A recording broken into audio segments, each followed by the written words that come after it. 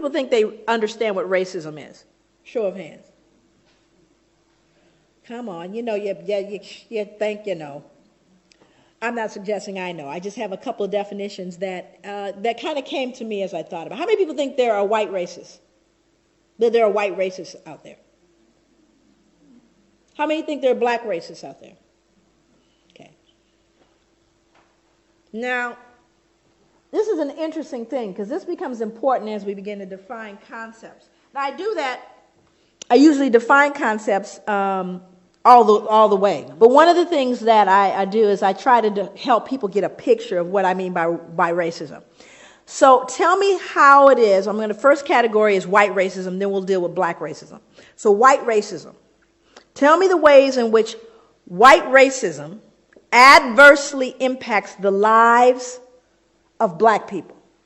Just what are the ways that white racism can adversely impact the lives of black people as a group? What are some of those ways? I'm sorry? Power, but how is that defined specifically? Education, okay. I'm sorry? Economically, employment. What else? Housing, what else? Policing. Why are we here today? Healthcare, okay. Now, we could actually kind of grow that list. Now we're going to move over to black racism. Tell me the ways in which black racism adversely impacts the lives of white people as an entire group. Thank you. The reason why you become silent, there's one that always comes up, and that's fear. White people are afraid of black people.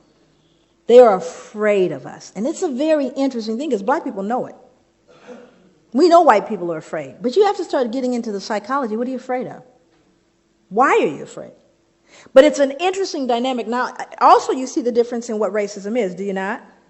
Racism implies you have not just prejudice, but the power to do something with that prejudice. Now, I don't like you, not only that, but I'm going to control whether you can get, I may say I hate you. I hate white people. I hate them. It's not going to change you getting that, loan when you go to the bank. I can hate you all the way to the bank. Not going to change. Do you see the difference? That whereas white racism says, not only do I not like you, but I'm going to change the impact of where you can live. I'm going to determine with that racism where your powers are. You following me? And I'm talking about as a group, not an individual, because people said, I remember when my uncle didn't. I'm not talking about your uncle. I'm talking about the whole group. I'm not talking about an incident. That's a difference. But white people are afraid. So let's get into how this fear impacts criminal justice. Because if white people in this room are afraid of black people, guess who else is afraid of black people? Only they have guns. So now let's look at what he said. Simply put, white cops are afraid of black men. We don't talk about it. We pretend it doesn't exist. We claim color blindness. We say white officers treat black men the same way they treat white men, but that's a lie. And here's a big one. In fact, the bigger, the darker the black man, the greater the fear. Any big black men in here?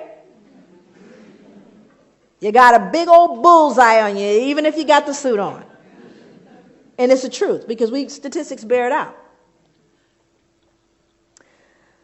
The African community knows this. Hell, most whites know it. Yet, even though it's essential, if not the defining ingredient in the makeup of police racism, white cops won't admit it to themselves or to others.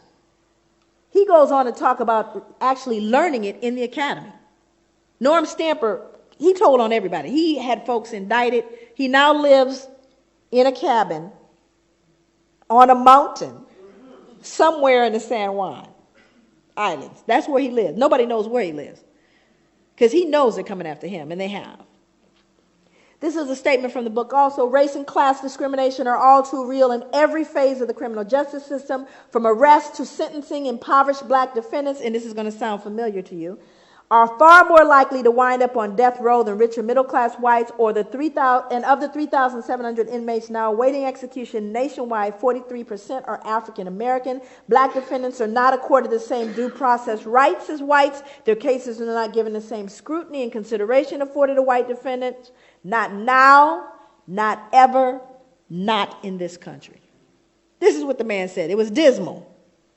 But he doesn't believe it's possible in the current system. So what we have to realize is we need to be realistic about that. So what I have to do is teach my sons how to navigate this, do I not? Doesn't matter what I think and, oh, baby, we are the world. No, this is real.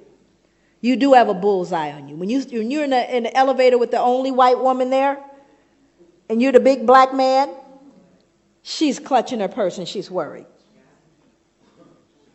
That's a reality. And if you startle her too much, it used to mean you get lynched.